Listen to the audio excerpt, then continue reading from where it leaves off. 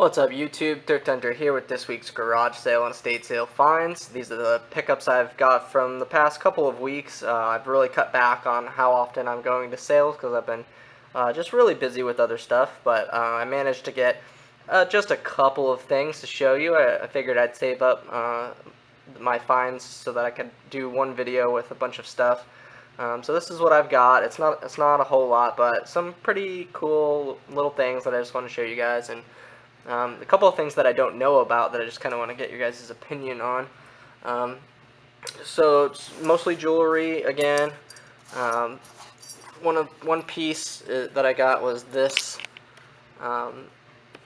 American Eagle piece, and I'm not too familiar with American Eagle and sterling jewelry, but this has a sterling silver clasp on it, and you can see the American Eagle little tag.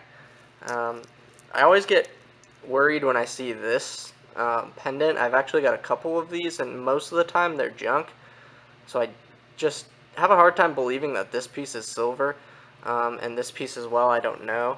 But it's a nice big long chain, so if this is all silver, that'd be nice, since I only paid like $1 for it, but I'm just not really sure.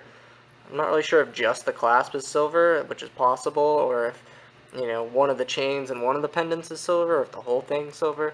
Because this piece is really heavy, and it's not marked.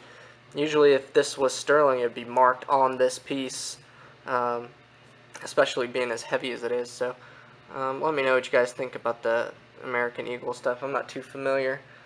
I picked up this piece, which really had me going.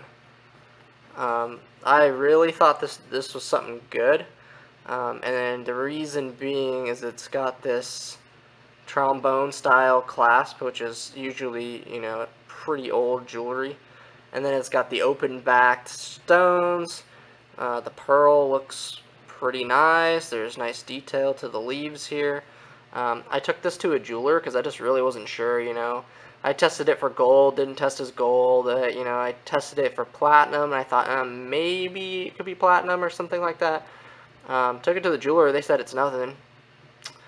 So if it's no precious materials, it's still got to be a really old costume piece. I still have no idea about this one here. So if you know anything more about that one, there's that. I picked up this piece, which was kind of interesting. It's a big penguin, and it's hollow, and it's got no markings, and it's got 2 holes in the bottom, and if you can see, there's like a little bit of greening going on right here, which kind of is what made me think that maybe it's not silver. I'm gonna test it. I'm just gonna guess that it's not, but still I like the detail of it, so I picked that up.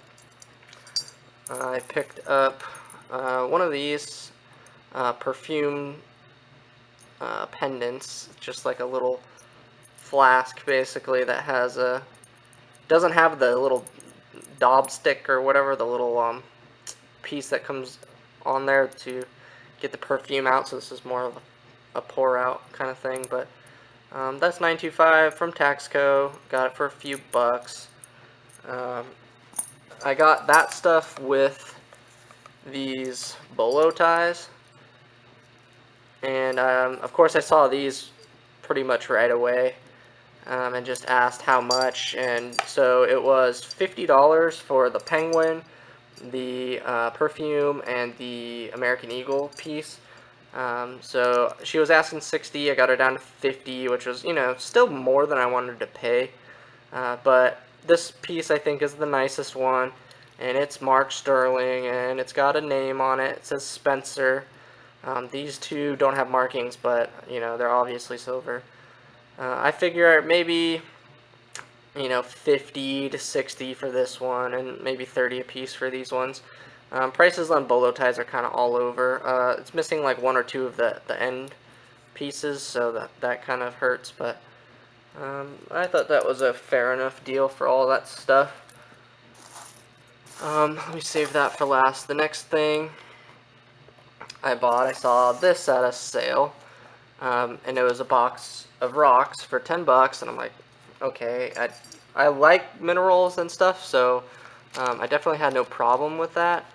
I am not an expert at this kind of stuff, so I don't know what these stones are, but hopefully you can see that. So I got this one big green rock, which is obviously not like a gemstone. It's not a gem quality rock. It doesn't look like, you know, there's any clear parts to this stone. But interesting. Don't know what kind of stone that is. Could be, you know, could be jade, could be, I don't know, something else. I'm not very good with minerals. I got this little piece, which reminds me of like opal host rock. I like sandstone or whatever it's called, so I'm not too, again, I have no idea. I picked that one up.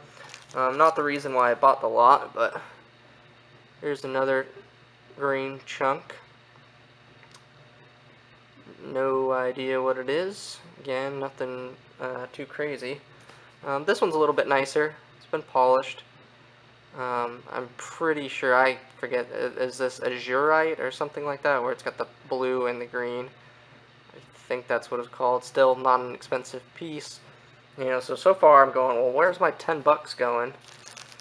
But then I saw this bag that says Sapphires, El Dorado, Bar, and in Montana. And this has got some little stones. And I don't know if they're sapphires or if that's just what this tag says. It's kind of hard for me to get a closer up picture of these, but obviously none of them are blue, so it's not like a blue sapphire, but there's those. But the real reason that I bought it was this piece, and because that has got some more kind of gem qualities to it. I did a bunch of research trying to figure out what this is. I'm almost confident that it is fluorite. I'm not positive at all about that, but just based on the way that these crystals are formed, that's what it looked like. But I really couldn't find any that were completely clear like this one is. So this bottom portion right here is pretty much clear. You can see that. And then the rest of it is just a really nice green. And it's 19.5 carats. I'm guessing that this like little piece by itself is not worth anything. I really don't think so. I don't think this is something you would cut into a gem or anything like that. I just think it's a nice little crystal specimen.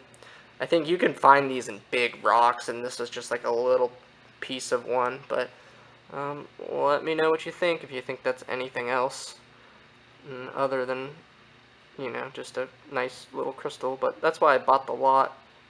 I thought that was an interesting piece just to keep. And then the last thing was this huge charm bracelet, and it weighs 95 grams. And the first thing I did was check the bracelet itself to see what it was made out of, and that is gold filled, and that is a thick gold filled bracelet. So I asked how much right away, and she said 20 bucks. So I took it. It's 1966 is what these are dated. This is like happy birthday and whatever. So a couple of these are sterling. This Las Vegas slot machine charm is sterling.